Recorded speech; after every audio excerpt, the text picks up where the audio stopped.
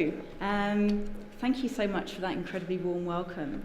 It's an incredible honour to be here with you today in beautiful Edinburgh to deliver the 45th James Smart Memorial Lecture, and I sincerely hope you're not too disappointed to have flown someone all the way from Australia only for them to turn up speaking with an English accent.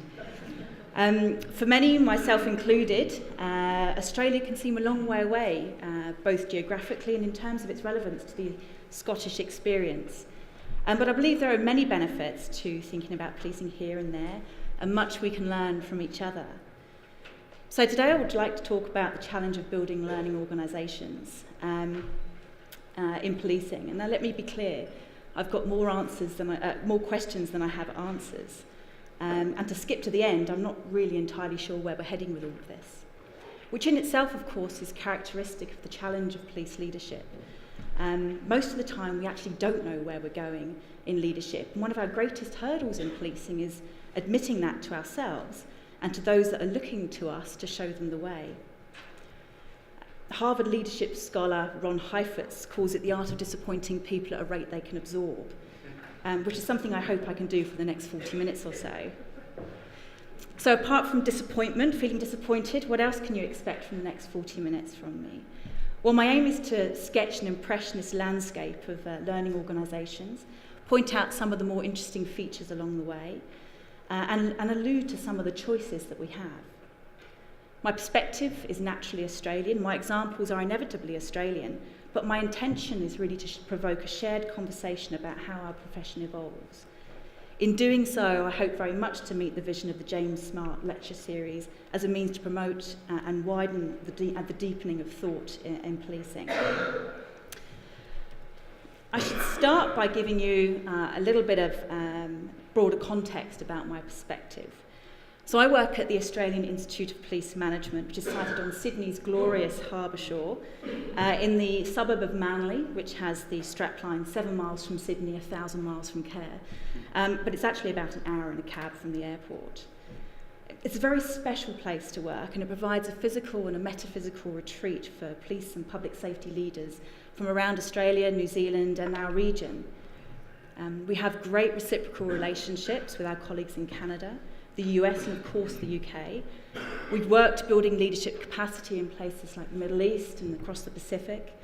And last year we connected with more than 7,000 people digitally, 800 organisations globally, and conducted 145 learning activities involving more than 3,000 participants. The AIPM, and I should probably warn you that one of my distinctly Australian habits is speaking in fluent acronym, is set up as a national common police service. We report to a board of control comprising the 9 police commissioners of Australia and New Zealand, who represent between them 88,000 members dispersed across 8 million square kilometres. These members combined serve a combined population of almost 30 million people, although I remember from my days in London that sometimes it can feel as if most of them are here. The purpose of the AIPM is to develop individual and organisational leadership capacity. Our work to that end is as a facilitator of knowledge, both tacit and codified, as an explorer of policing's intellectual frontiers, and to support the profession through education and professional development. We posture ourselves as thought provocateurs, as a place to explore dangerous ideas, and as stewards and purveyors of the stories that challenge us. So it's with that predisposition that I offer you some thoughts about learning organisations today. Let's talk about definitions. The term learning organisation has been bandied around with enthusiasm since Peter Senge's seminal book in the 90s, The Fifth Discipline. In it, Senge rather romantically characterised learning organisations as places where people can continually expand their capacity to create the results they truly desire, where new and expansive patterns in thinking are nurtured, collective aspiration is set free, and people are continually learning how to learn together. Back in the real world of governance structures and accountability mechanisms, there remained ambiguity about what that actually meant for business. How does it operate? What does it do? And what does one look like when it's working? David Garvin recognised this and tried to define more concretely what we mean by learning organisations as one that was skilled at creating, acquiring and transferring knowledge and modifying its behaviour to reflect new knowledge and insights. The key components of this definition, of course, are that there's an active management of the knowledge process and that subsequent learning translates into new ways of operating.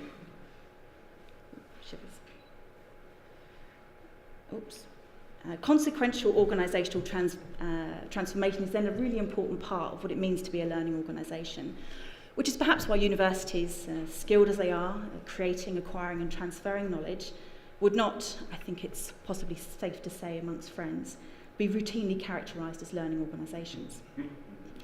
It is more than just recruiting smart people and then allowing them to get on and do smart things. Senge, as I'm sure you know, talked about 5 disciplines that underpin practice in learning organisations. Personal mastery, which is the personal ownership of and motivation to clarify, reflect on and learn from life. Mental models and a recognition of the impact of internal assumptions and biases have on our ability to balance advocacy and curiosity. A shared vision and fostering of genuine commitment to a shared picture of the future, rather than forcing compliance with such from a top-down view. Team learning and the ability to enter into genuine thinking together, allowing the whole to be greater than the sum of the parts, and at the antithesis of that, I'm sure we've all sat in meetings where the collective IQ of the group is much lower than the individual IQ of the members. And finally, systems thinking, which characterises the ability to see the individual and the organisation in the context of the system as a whole, recognition that today's problems are the result of yesterday's solutions, and to see the ability to pull the least obvious levers in order to make progress on issues. It recognises implicitly the complexity of the challenges we face. Organisational structures, traditions, are just suggestions for the system thinker. It's about reaching beyond these boundaries. It's about thinking about issues in novel ways and from different perspectives. And it's about seeing the problem for what it is, which is a symptom of the system, and about working to understand how we can intervene to create a different outcome. So returning to practical Garvin, he augmented his definition by suggesting several building blocks of activity to give form of the work of a learning organisation. Garvin noted that organisations that were good at learning were particularly proficient at systematic problem solving, which includes using scientific tools to move past a reliance on gut feel, bias and assumptions to make decisions, and about organisations routinely asking, how do we know this is true? Experimentation, which is the systematic searching and testing for new knowledge. It relies on a steady flow of new ideas, an appetite and incentive for calculated risk-taking, and at its heart, a recognition that failure is part and parcel of the learning process. Learning from the past, which is again to laud productive failure, although the extent to which formal and informal organisational reward systems recognise this, of course, is debatable, meaning what we actually learn from past failures might not be what we should or we could learn. Learning from others, which is to ensure a steady flow of new ideas into the organisation through borrowing ideas from other industries, listening sincerely rather than defensively to our customers, and engaging in study tours and sabbaticals.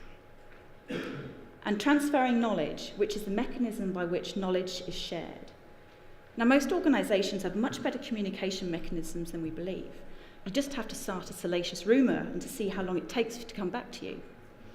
Which is to say that the transfer of knowledge is not and should not always be formal, but it needs to be conscious and it needs to be managed. Recognising and leveraging our informal knowledge brokers is certainly part of our leadership work. So Senge's disciplines are personal disciplines insofar as they relate to how individuals interact and learn from each other. Garvin's activities are organisational insofar as they describe the actions that must be encouraged, managed and rewarded in our organisations. We can map these onto a matrix to illustrate the comprehensiveness with which organisations need to think about learning.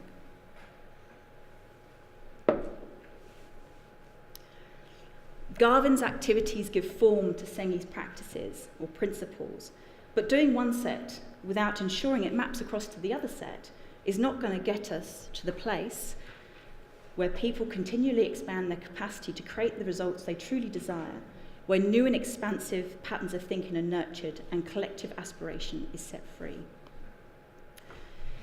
So here our thinking about learning organisations intersects with the literature on double loop learning, which differentiates two different types of learning on how to do things better, single loop learning, and reflecting on what it is that should be done in the first place, double loop learning.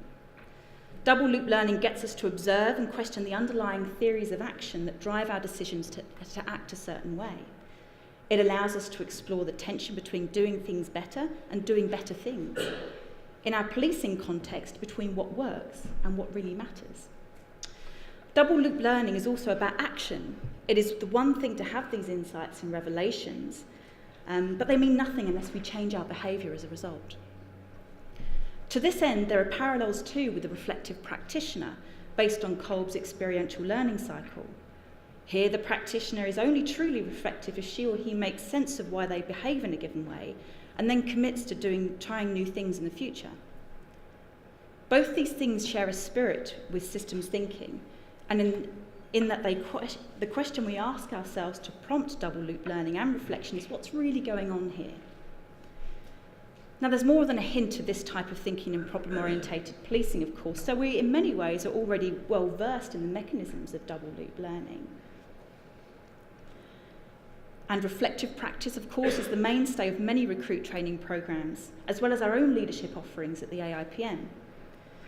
But what I wonder about POP, about double loop learning, and about reflection, and about systems thinking is how capable we really are in policing to move beyond our police thinking, to move beyond seeing everything through a police lens, and by doing so, to avoid falling into the trap of thinking we're engaging in deep questioning of our assumptions and beliefs, when in fact we're continuing to see every problem as a nail because all we have in our toolkit is a hammer. And the reason I wonder this tendency is because of a tendency, I think, to see the things we're called on to deal with in policing as falling into one of two categories. Someone else's problem that we're getting dragged into because they're not doing their job properly, or something we can fix by throwing more bodies at it.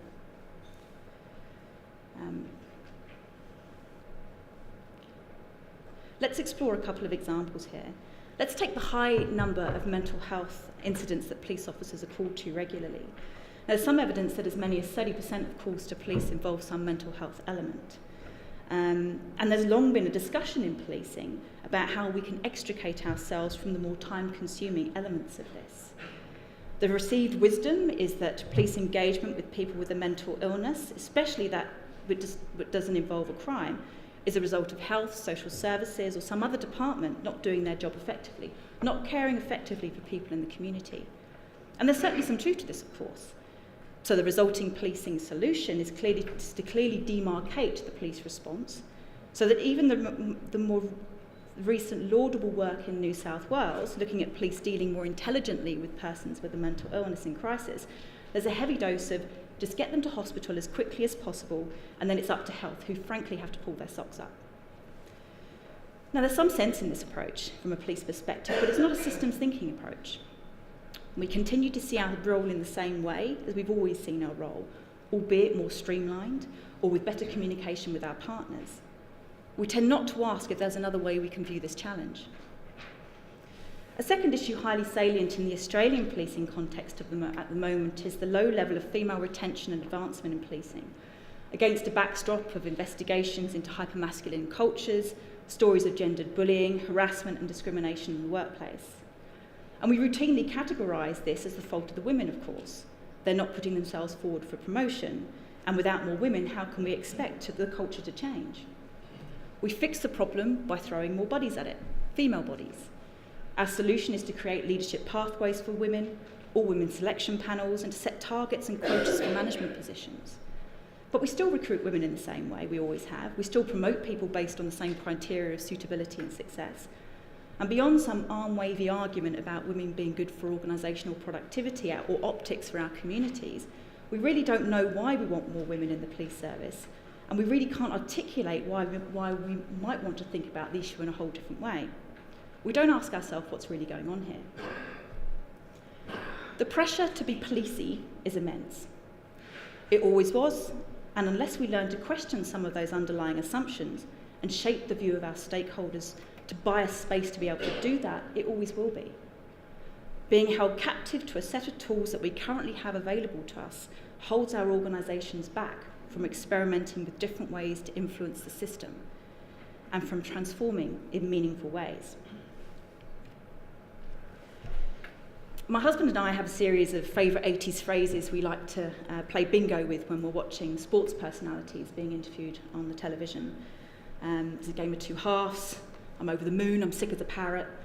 Our favourite policey one is, we can't arrest ourselves out of this problem. And while never a truer word was spoken, I'm always impressed that we continue in one way or another to try.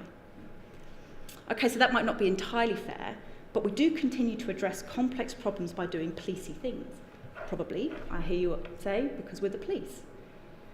But let's think about the net results of continuing to see problems through police eyes. Instead of seeing problems as patterns in the system, as seeing issues in terms of their connection to social disorder, instead of as an emergent property of the system of which we are part. Does that limit our ability to see other points of view? Does that limit our ability to truly question our underlying assumptions? Does it limit our ability to learn, and in learning, to recognise and deal with the dynamic complexity of modern life? Let me give you two examples. On the front page of our local rag, the day I was writing this, was an article about one-punch attacks. Essentially, one person throws a single punch at another person, usually while drunk on a night out, with tragic consequences. Following a number of high-profile attacks like this in Sydney, the then Premier in 2014 introduced a range of measures including mandatory 8-year sentences for such attacks and a series of lockout measures, meaning you couldn't get entry to a bar after 1:30 in the morning and you couldn't be served a drink after 3. Now, there was a statistically significant reduction in assaults in these areas following these changes, although some evidence of displacement has since emerged. What's interesting is that while not a police decision, of course, to enact these legislative changes, it is a characteristically policey response. Crime problem, technical fix. Rise in attacks, let's try and arrest our way out. Sure, the police in this scenario are as much the victims of the policey thinking amongst legislators, government, community, as they are the prisoners of their own way of viewing the world. But as police officers experiencing the pointy end of that nighttime economy, I wonder what thought they gave to the impact that large drinking venues had on the issue, that club hopping was regarded as a sport, and that the licensing regulations had made smaller venues less profitable. Had they done this, had they identified less policey levers, and had they then worked to shape the views of stakeholders to give it a go, we might have made a different type of progress on this issue.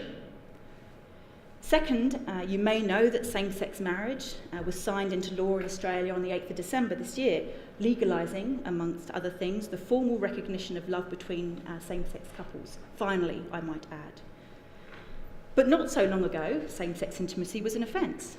And as recently as 1997, a defence of gay panic was successfully used as mitigating circumstances in a murder case, where the murderer claimed he was provoked by the unwanted advances of a friend.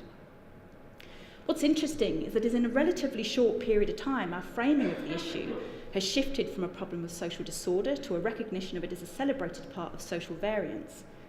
Mardi Gras is a huge event in the Sydney calendar. Politicians marched alongside Aboriginal transgender women from the Tiwi Islands called the Sister Girls, along the famous Dykes on Bikes motorcycle club, and alongside proud LGBTIQ police officers who not so many years ago would have been attending the parade in a very different capacity. Clearly then, our disorder lens and with it our problem-solving bias is governed by assumptions fixed in time and space. Today's solution may be tomorrow's problem, but today's problem may also be tomorrow's opportunity to leverage a new way of operating. But does any of this really matter if, to quote David Bailey, police are to government as the edges to the knife? Perhaps it's not our job to think critically about what does and does not constitute social disorder, and what does and does not constitute police work. Perhaps we should simply enforce the laws. Should policing really be any more than that? Well, one reason we might want policing, and indeed other public services, to operate beyond the boundaries of their current lane is because of VUCA. Australians love to speak in acronym, and one of the most popular acronyms in our circles at the moment is VUCA. It stands for volatile, uncertain, complex, and ambiguous. It emanated out of the US military assessment of a new type of warfighting post-Cold War, and its spirit is also captured in the writings of Klaus Schwab on the Fourth Industrial Revolution. Now, Schwab charts our journey through the industrial ages from the first industrial revolution that liberated society from a reliance on animal power, the second revolution that made mass production possible, the third revolution in the 60s that brought digital capabilities to billions of people, to being on the cusp of the fourth industrial revolution that will, excitingly and terrifyingly, be characterised by technologies that are fusing physical, digital and biological worlds. Schwab argues that we're entering a time of challenges about what it means to be human. Why is this important? Well, the fourth industrial revolution is emblematic of the futures that are possible in a VUCA environment. And with that, the problems and issues that we as societies will need to navigate. These will include new crimes, new opportunities for social control, new ways of social organisation, new seats of power, geopolitical shifts. For example, if, as Schwab has suggested, the Asian countries may be ideally placed to capitalise on the fourth industrial revolution because of their relatively young populations, digital natives, you might say, we may see a shift in global power, and with that, a very different landscape for transnational law enforcement cooperation. So let's think about how today's solutions may contribute to tomorrow's problems. In Schwab's Asian Renaissance, our tried and tested alliance of the Five Eyes, the close intelligence sharing network, the USA, Canada, the UK, Australia and New Zealand, well, that may hinder rather than help our public safety work. Our citizens may need to be protected in very different ways, and we may find ourselves a source country for exploitation in ways we've not yet imagined. Recognising the long arc of what might and what might be effective leverage points along the way is what I think we mean by systems thinking. The implication for policing and our policing lens is that we don't tend to start to think about these things until they're already issues of social disorder, by which point the horse is already bolted and there's little value in trying to close a stable door. The Internet of Things is a good example of this, with estimates of 40% of all crimes occurring online, and law enforcement agencies the world over playing catch up with 10-year-old boys sitting in their bedrooms. Our opportunity to see the system at play, assess the likely outcomes and position ourselves outside our lanes and leverage a different result has been missed. And even if you have reservations about police leveraging beyond their operational remit, and we should talk more about that, we have still been unable to see this challenge coming or to do anything about it from a proactive or a preparatory view.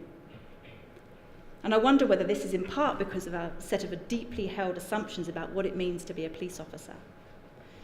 Which leads me to think that part of what we're talking about in creating learning organisations is not only human intellectual capital and personal mastery to see beyond events, recognise patterns and commit to double loop learning, we're also saying something about an organisation's will to see the long game and transform and position itself effectively.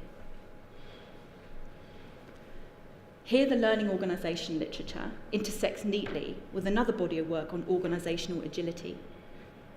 Let's return to our evocation of VUCA in warfighting by Whiteman.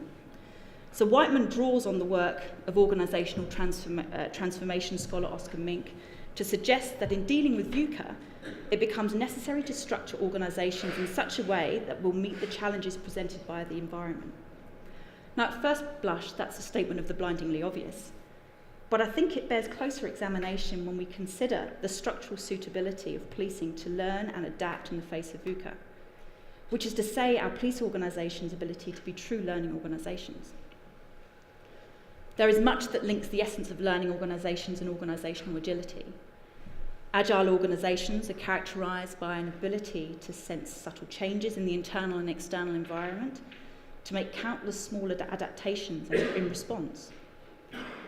Organisational agility rests on an ability amongst its people to sense early warning signs of shifts in the internal and external environment, identify and distill relevant information for the organisation to react quickly and to make an impact.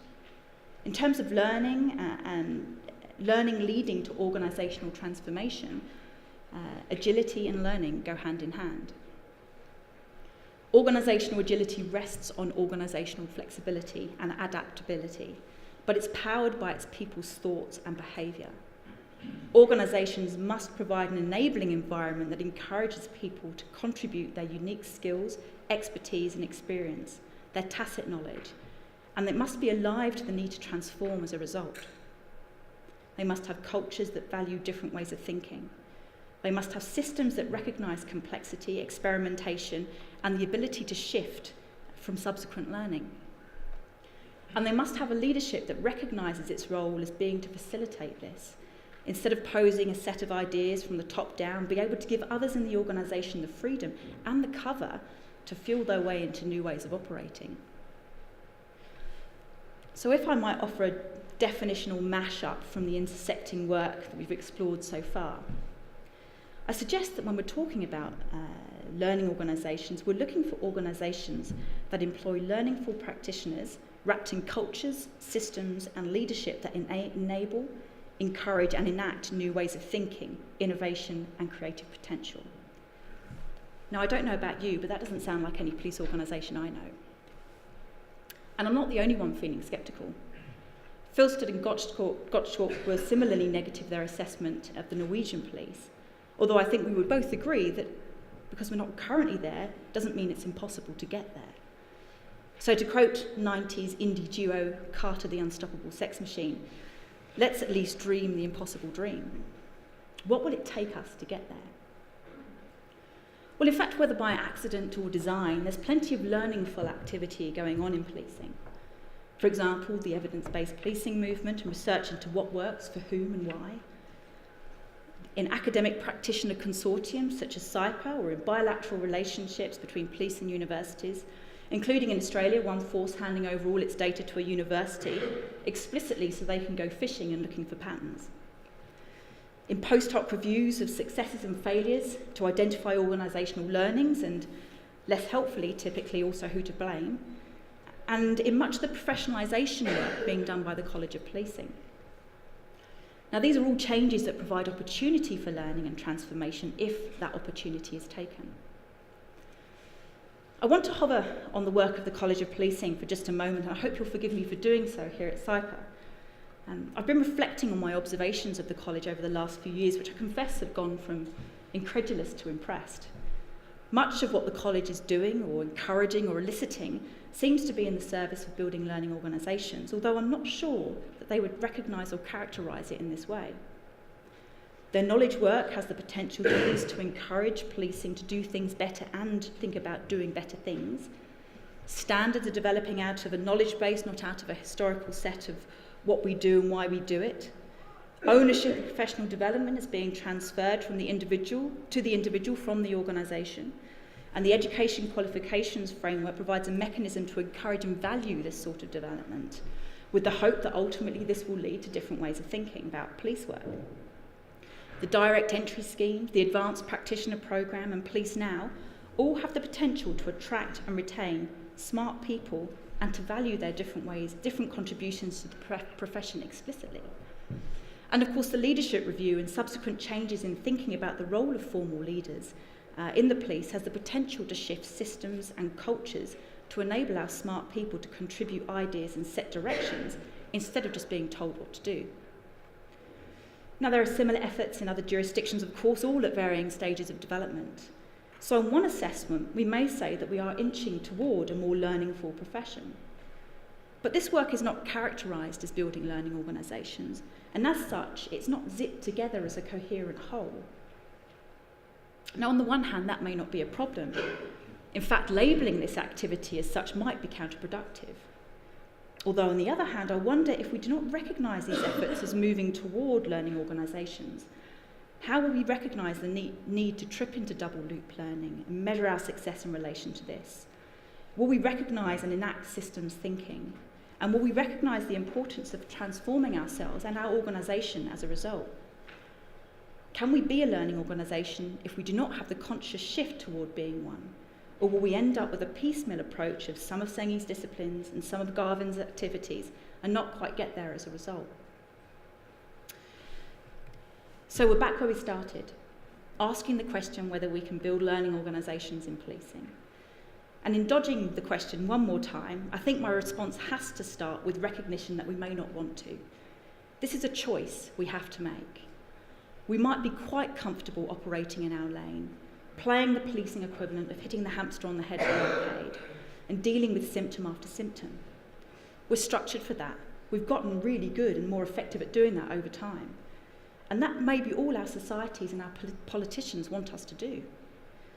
We might be happy to continue with the learning organisation light approach, the diet version, limited to improving our abilities to encourage and harness critical thinking and problem solving within our current settings. Systems thinking with a firm single loop learning policey lens. All of which, of course, is completely valid. Although if I've done my job correctly today, I think you'd agree that this is not reflective of the spirit of the learning organisation. And I would question mark whether such settings adequately prepare us for VUCA, allow us to operate in an environment of complex problems, strategically positions us for the fourth industrial revolution, and for the social and political expectations of the future. So if we want our profession to advance further down this learning organisation agility route, and if we want to give greater consciousness to the learningful activities and learningful efforts that we're currently engaging on, what can we do? All signs point to the importance of leadership. But given I work for an institute dedicated to leadership development, I would say that, wouldn't I? And I could spend the next 40 minutes talking about all the things that hold us back from becoming learning organisations, unpacking the things we might do to remedy this, our addiction to success and our allergy to failure, for example, our need to act and do instead of observe and think, our authorising environment, the high levels of accountability demanded in part of us because of the way we've breached trust in the past, an anti-intellectual culture where credibility rests heavily on doing it tough on the street, our human need to fit in with the pack, our tendency to inhibit difference in thinking, and our leaders' irrational fear of even courteous insubordination. And of course, our tendency, developed over a lifetime inside and outside of policing, to depend on our leaders for direction, protection, and to create a sense of order. In short, we could explore how for policing, it's an awful long way to the start line to becoming an integrated learning organisation. But because I'm generally an optimist, and because it's the season of goodwill, I want to finish by talking more generally and more positively about the kinds of things we can do to nudge ourselves in the right direction. And from a leadership perspective, I think much of this rests on a reinterpretation of what we mean by leadership in policing, from which we can start to involve the systems, the processes, and the cultures that enable us to choose to engage on systems thinking, double loop learning, and with that create learning organisations. And I'm talking about the difference between leaders and leadership. Traditionally, when we talk about leadership, we mean the characteristics and behaviours of an individual in a position of authority. They might be transformational in their approach, or they might adopt a servant leadership style, or they might be transactional or dictatorial. In all cases, leadership is conceptualised as the way that one individual gets other people to do what it is they want them to do. Leadership is the property of the individual, others are brought along for the ride. A different way to think about leadership is to consider it as an outcome of the system. It emerges from individuals interacting with each other and producing new ways of operating. It is the property of the group. Now, leadership in this sense is a group process of shared responsibility and mutual influence in which team members lead each other toward goals. Power and influence are not centralised in the hands of a single individual who acts in the clear role of dominant superior.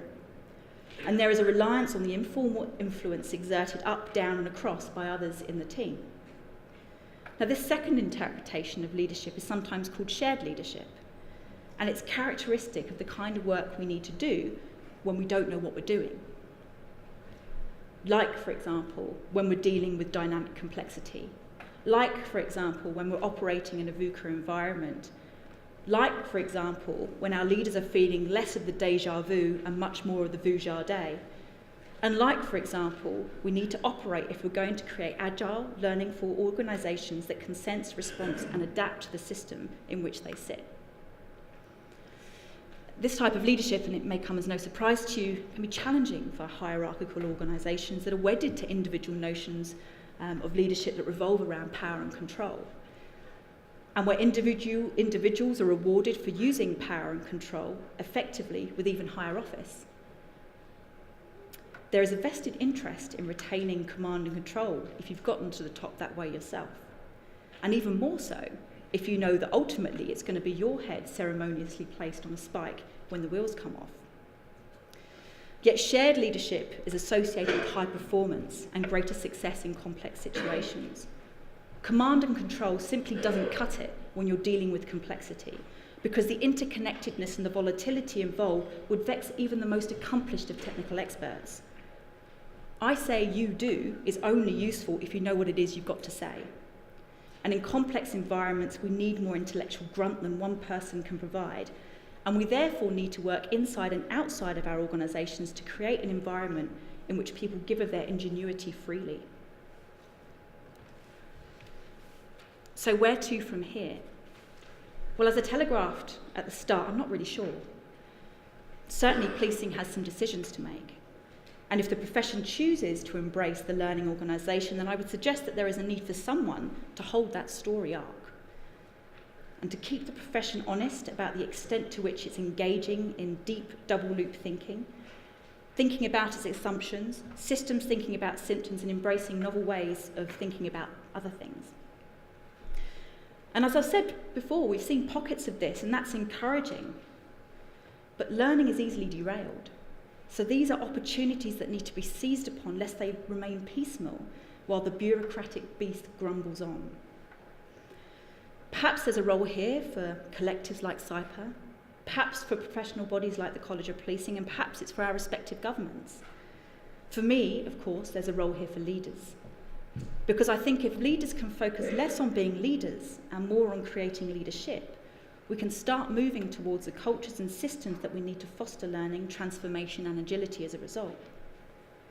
Now, I'm not so naive as to recognise that this is obviously much easier to say than it is to do. And I recognise also the sinking feeling that accompanies this for many senior leaders who think, oh great, that's something else I've got to do. Certainly choosing such leadership will vex many of our people. It will involve disappointing those who have spent a lifetime schooled in the language of leader as all-knowing boss. Those who say, just tell me what to do and I'll do it. And those who find sanctuary in the formality of bureaucratic structures where there's a command order for everything and arse covering is the biggest game in town. Such leadership may cause us to radically rethink how we staff our organisations, whether we want to retain everyone for 30 plus years, whether everyone needs to go to the academy, whether our police officers should look radically different from the way they look today.